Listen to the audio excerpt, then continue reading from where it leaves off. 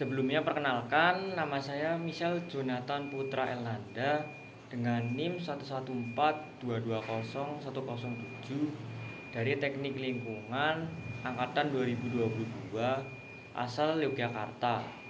Di sini saya akan menjelaskan mengenai materi saya ekonomi lingkungan, yaitu valuasi ekonomi lingkungan.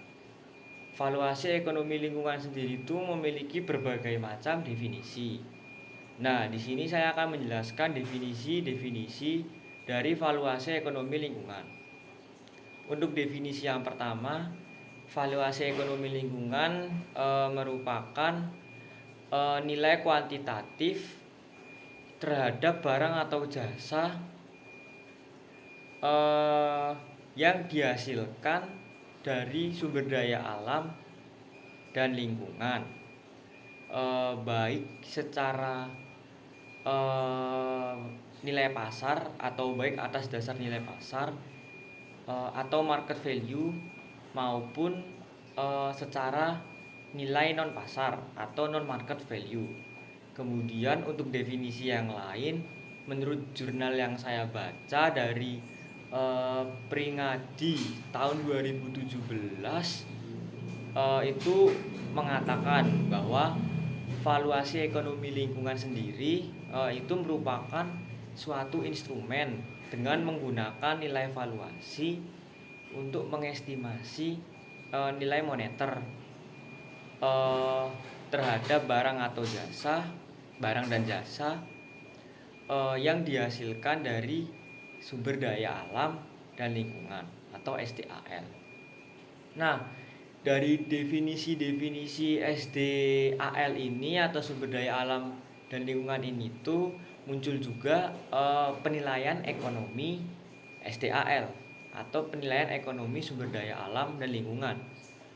Untuk penilaian ekonomi ini sendiri merupakan suatu alat ekonomi atau economic tools yang menggunakan teknik penilaian tertentu untuk mengestimasi nilai valuasi atau nilai uang dari barang dan jasa yang diberikan oleh sumber daya alam dan lingkungan atau SDAL. Nah, dari penilaian ekonomi SDAL ini muncul juga aspek-aspek kebijakan publik, di mana aspek-aspek kebijakan publik ini tuh dapat berupa yang pertama ada pricing strategi atau pajak lingkungan, di mana ini tuh menjelaskan mengenai pajak atau harga yang sudah ditetapkan atau dihasilkan dari ekonomi lingkungan ini. Kemudian yang kedua dari aspek kebijakan ini tuh ada penilaian proyek dan penentuan pembangunan, di mana penilaian proyek dan penentuan pembangunan ini itu tuh untuk menilai suatu proyek dari pembangunan tersebut. Kemudian yang ketiga dari aspek kebijakan ini tuh ada memasukkan aspek depresi dan degradasi dari SDAL atau sumber daya alam lingkungan dalam konteks pembangunan berkelanjutan. Nah, ini tuh contohnya tuh kayak PDRB hijau. Nah, untuk aspek selanjutnya dalam kebijakan publik ini tuh ada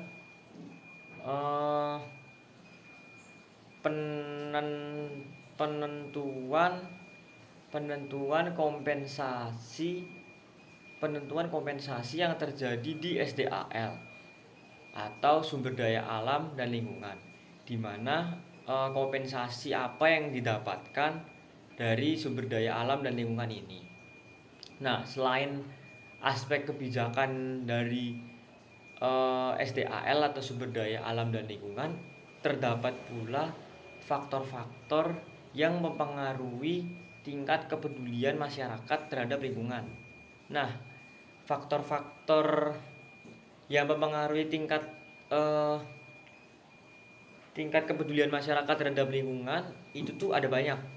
Tapi saya akan menjelaskan beberapa saja. Mungkin yang pertama itu ada faktor dari tingginya tingkat kesejahteraan, di mana semakin tinggi tingkat kesejahteraan masyarakatnya, maka akan semakin tinggi pula faktor yang mempengaruhi tingkat kepedulian masyarakat atau lingkungannya, di mana semakin tinggi kesejahteraan masyarakatnya, maka mereka akan semakin peduli terhadap lingkungan. Dikarenakan mereka sudah terpenuhi kesejahteraannya, sehingga mereka akan sanggup untuk memenuhi kebaikan lingkungan. Tetapi di mana jika kesejahteraan masyarakatnya tidak terpenuhi, maka mungkin saja mereka akan tidak melakukan hal yang baik untuk lingkungan atau tidak peduli terhadap lingkungan.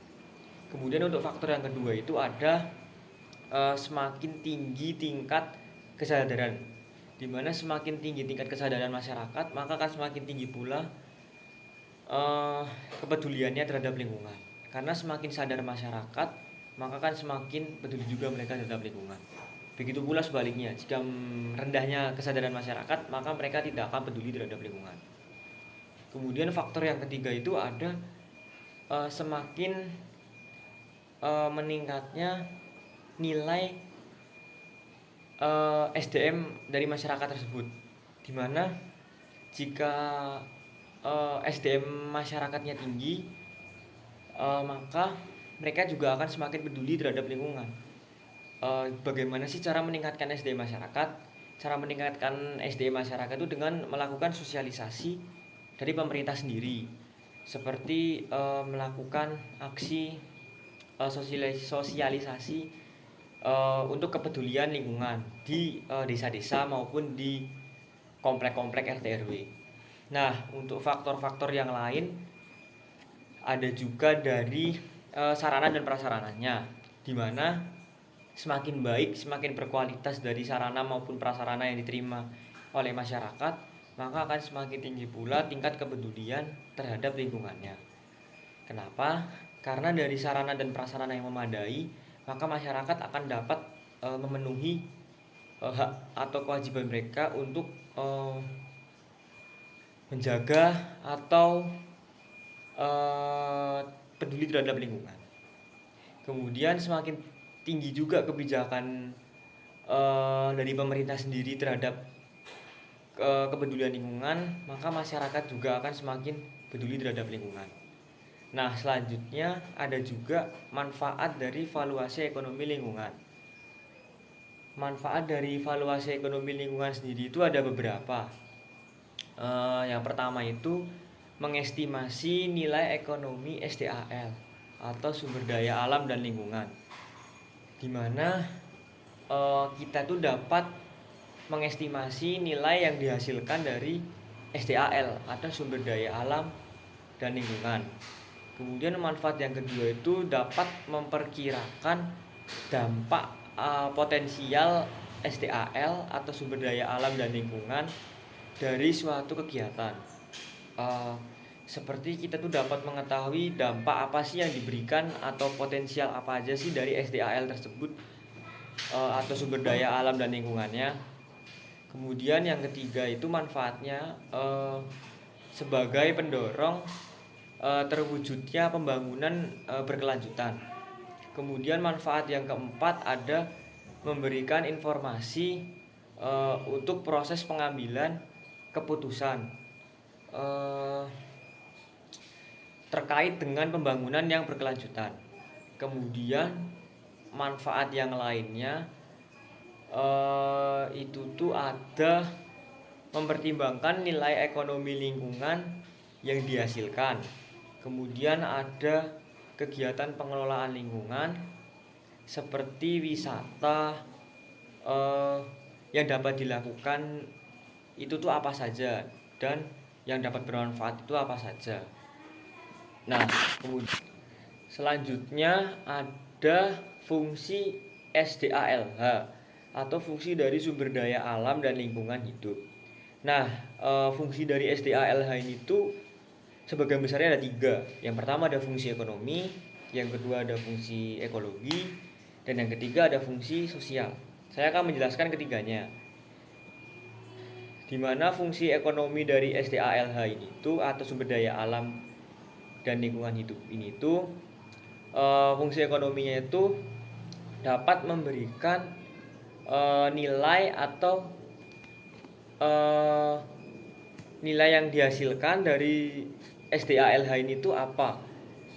Contohnya seperti material-material yang dihasilkan dari suatu pertambangan atau suatu industri yang kemudian menjadi barang mentah, dan dari barang mentah tersebut dapat menjadi barang olahan. Nah, dari material-material tersebut tuh dapat menghasilkan nilai ekonomi yang berguna bagi kehidupan masyarakat atau kehidupan suatu instansi-instansi yang berkaitan. Kemudian yang kedua ada fungsi dari fungsi ekologi. Fungsi ekologi sendiri itu merupakan asas-asas ekologi, asas-asas ekologi yang digunakan dalam menganalisis suatu lingkungan hidup baik manusia dan yang lainnya. Kemudian ada fungsi sosial. Fungsi sosial sendiri itu fungsi yang berguna untuk mengetahui nilai sosial dari SDALH atau sumber daya alam lingkungan hidup. Dimana seperti kita tuh sebagai manusia tuh dapat melakukan apa sih terhadap kehidupan yang lainnya dengan memanfaatkan SDALH ini tuh. Contohnya tuh seperti kita manusia dapat berbagi air atau dapat menghasilkan menyediakan air bagi manusia lainnya yang membutuhkan atau bagi makhluk hidup lainnya seperti hewan atau maupun tumbuhan. Kemudian selain dari fungsi SDALH ini tuh ada juga konsep nilai dari SDAL atau konsep sumber daya alam dan lingkungan. Konsep sumber daya alam dan lingkungan ini tuh ada dua. Yang pertama itu ada nilai langsung, dan yang kedua itu ada nilai tidak langsung. Nah, untuk nilai langsung dari konsep SDAL ini tuh atau sumber daya alam lingkungan merupakan nilai langsung di mana kita secara langsung mendapatkan apa yang diberikan bagi kesejahteraan manusia. Contohnya itu seperti air bersih atau air jernih yang langsung kita dapatkan sebagai manusia dan dapat langsung kita minum atau kita manfaatkan untuk yang lainnya. Nah, untuk konsep yang kedua itu nilai SDAL-nya itu ada nilai tidak langsung, di mana konsep nilai tidak langsung itu nilai ini tuh merupakan nilai yang diberikan secara tidak langsung dan kita terima sebagai manusia. Di mana nilai tidak langsung ini tuh contohnya itu seperti suatu pabrik atau suatu instansi pemerintahan atau instansi lainnya yang memfasilitasi atau yang menampung air bersih kemudian dimasukkan ke botol merek, seperti contohnya ada beberapa merek Aqua, mineral dan lain-lainnya, kemudian disalurkan dan kita terima. Jadi secara tidak langsung kita terima. Nah, kemudian ada tahapan VE atau value engineering. Tahapan VE atau value engineering ini tuh ada beberapa. Yang pertama ada penentuan daerah. Nah, yang kedua itu ada penentuan tujuan. Yang ketiga itu ada identifikasi fungsi dan manfaat dari VE ini itu apa. Kemudian yang keempat itu ada identifikasi permasalahan. Kemudian ada jenisnya. Kemudian ada klarifikasinya. Yang kelima sendiri itu dari VE ini itu ada penentuan metode valuasi. Kemudian yang ketujuh ada perhitungan nilai ekonomi dari valuasi. Kemudian yang kedelapan ada analisis dari VE ini tuh apa. Selanjutnya ada peran SDAL atau peran sumber daya alam dan lingkungan. Menurut jurnal yang saya baca, perannya itu yang pertama ada dalam menyuplai input energi atau menyuplai barang jasa dan segala macam material untuk proses produksi. Contohnya itu seperti minyak bumi, biji, besi. Kemudian untuk peran SDAL yang kedua, itu sebagai penyerap sisa produksi. Nah, untuk yang ketiga itu perannya itu sebagai penyediaan dukungan kehidupan dasar. Contohnya itu seperti pengaturan iklim global. Nah, alasan pentingnya moneter yang terakhir di sini itu alasannya yaitu sebagai yang pertama, nilai satuan moneter itu dapat digunakan untuk menilai tingkat kepedulian masyarakatnya atau tingkat kepedulian terhadap lingkungan. Kemudian alasan yang kedua itu perhitungan moneter itu dapat bermanfaat bagi lingkungan dan juga dapat menjadi pendukung untuk keberpihakan terhadap kualitas lingkungan. Mungkin itu saja yang dapat saya sampaikan, kurang lebihnya mohon maaf. Terima kasih. Selamat siang.